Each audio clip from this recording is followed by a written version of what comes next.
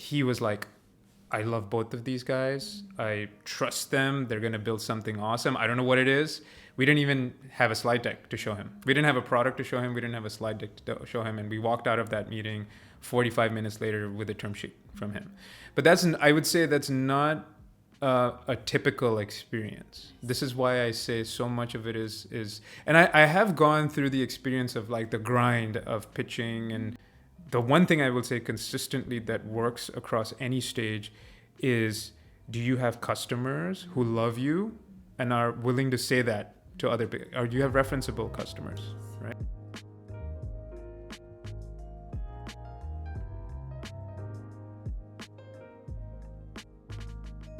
Okay, Ashar, so last two questions. So next question is, you got great fundraise from the big famous Google Ventures. So could you please share about this story? So, oh my God. So fundraising, I actually don't have a good pattern for, this is going to disappoint a lot of people, but I would say fundraising has been, for me personally, 99% of it has been just pure luck. And here's why I'll say that. So at my first company, Blameless, we had raised money from Lightspeed Ventures and Excel partners, like they're considered some of the best venture investors out there. So again, I would say, even though we didn't go through YC, but it was through relationships that I had. So I would say the pattern is that I was lucky enough to be in the Bay Area, working here through time, built the relationships in the industry. So that does make a difference. And then if I'm about to start something, it's as simple as me reaching out to an acquaintance or a friend that I've made in the venture capital industry, be like, hey, I just want your feedback. Tell me what you think. Is this interesting? And that's, you start with the low bar, and that helped a lot, right? So Google Ventures is a really interesting story. Our partner there, Sangin, is an amazing human being, amazing guy. I actually met him at Blameless. Okay, here's how I met him. He invited me to a dinner that he was hosting for a bunch of sales leaders. So I was like, all right, I'm maybe potentially looking to hire a sales leader. Let me go and just like meet people there. So I ended up building a relationship with him. In parallel, he's also really good friends with my co-founder now, Matt Cooley. So that was like a separate kind of thread that's happening. And then when I started Bounty, I kept in touch with him. But when he found out that my co-founder, Matt and I had decided to work together to start Bounty, he was like, I love both of these guys. I trust them. They're going to build something awesome. I don't know what it is. We didn't even have a slide deck to show him. We didn't have a product to show him. We didn't have a slide deck to show him. And we walked out of that meeting 45 minutes later with a term sheet from him. But I would say that's not a typical experience. This is why I say so much of it is, and I have gone through the experience of like the grind of pitching and unfortunately, it's a little bit, I don't know. I have not been able to crack it. I haven't been able to figure it out. At the end of the day, the one thing I will say consistently that works across any stage is, do you have customers who love you and are willing to say that to other people? Or do you have referenceable customers, right? And are you solving an important problem? If you just focus on that, that opens up doors, many opportunities. You get a bunch of people reaching out to you, maybe something, but it's a lot of work. Fundraising is painful in the sense that it's necessary, but it's a lot of speed dating. You're meeting people. You're trying to, how do you condense your pitch down to 10 minutes for something you've been working on for 4 years? Yeah.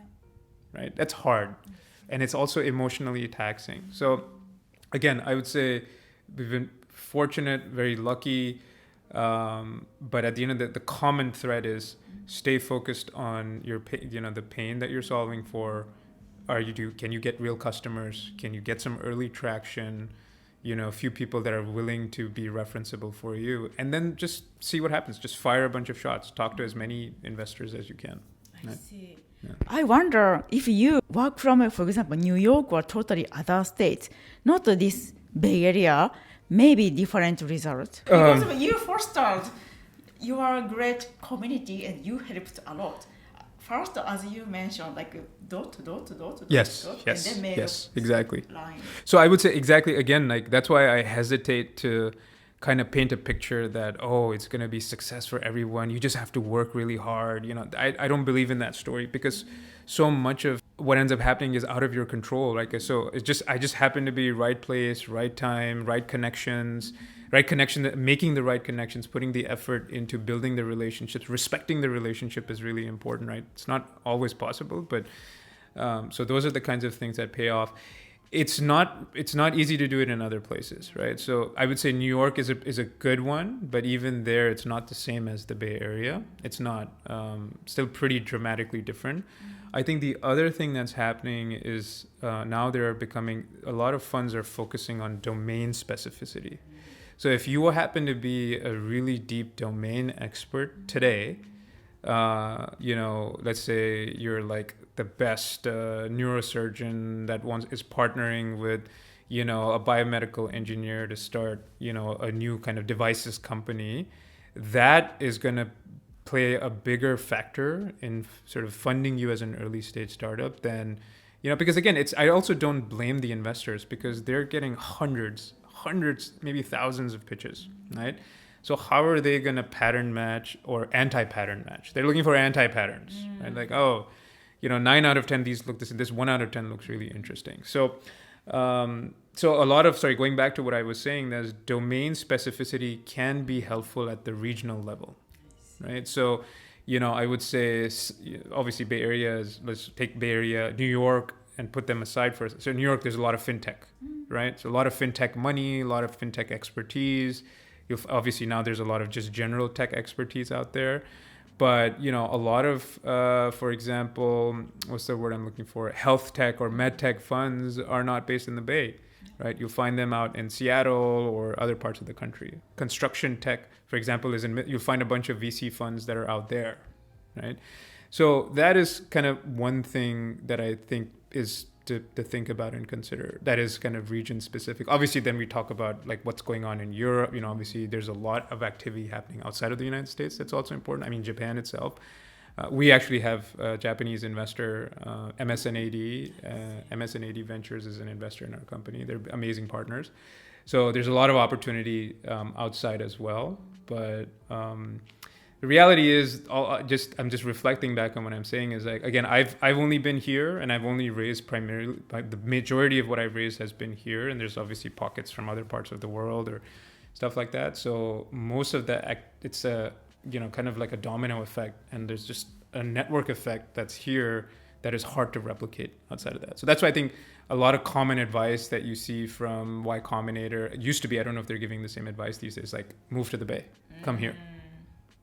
Because the network collisions that are happening, there's just way more collisions that happen here than anywhere else. Again, I don't have the data points for others, so please take this with a grain of salt for folks that are listening or watching. Thank you so much. Amazing. So tell us about your next milestone, maybe like end of this year, 2025. And also, if you have a pain point, please let us know.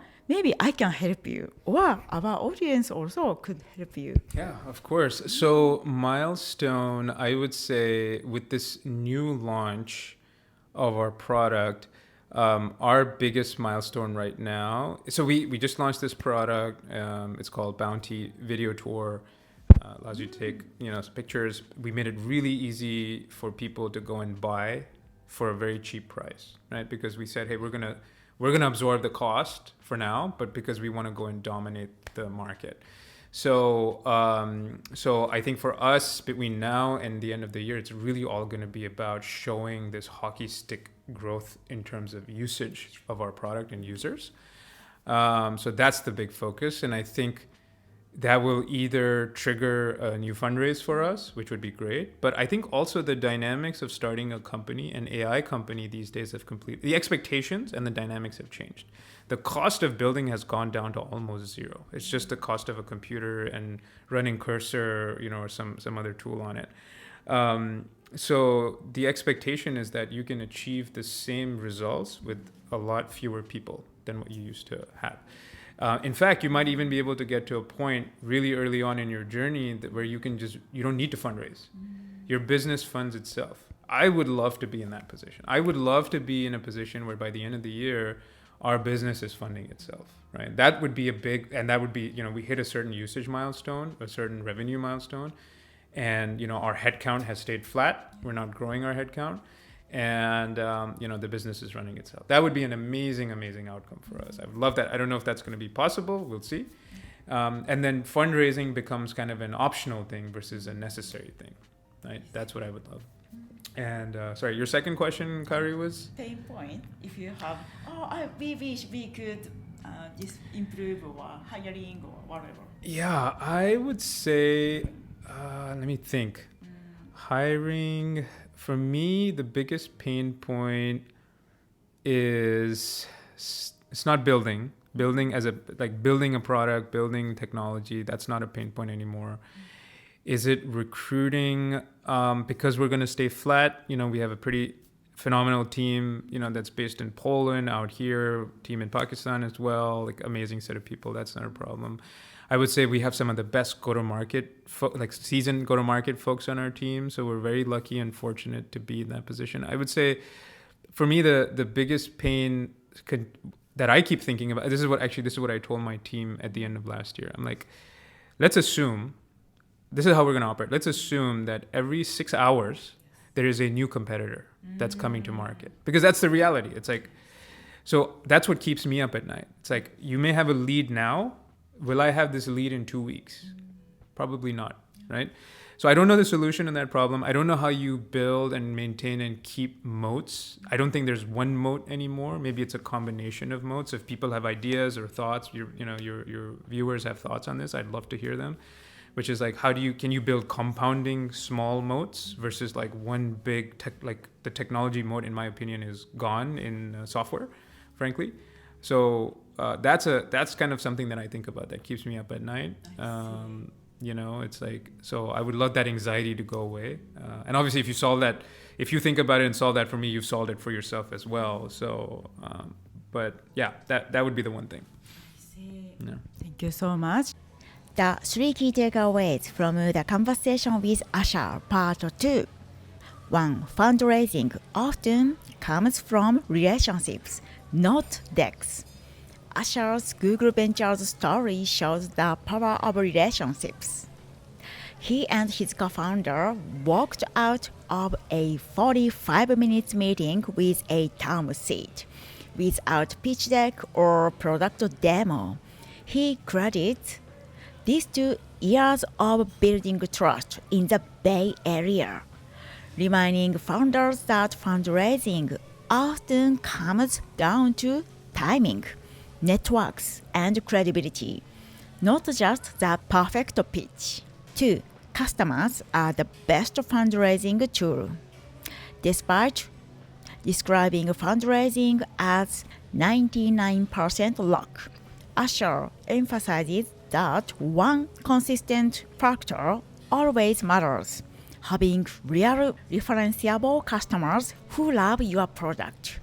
Early traction and authentic customer advocacy open door far more reliably than polished slides. 3. Shifting startup dynamic in the AI era. With today's low cost of building, Ashar's goal is to reach self-sustaining growth, where the business funds itself and fundraising become optional. His biggest concern isn't capital or hiring, but staying ahead of constant competition, where every 6 hours a new competitor emerges. His insight: moats today are built from speed, adaptability, and layered small advantages, rather than one big tech edge. Okay, thank you so much for watching our episode today. We hope this conversation will help your future and career. If you like it, please subscribe us and give your like. And the next episode is the conversation with Ashar part 3. Please stay tuned. Okay, thank you so much. Bye bye. またね。Ciao.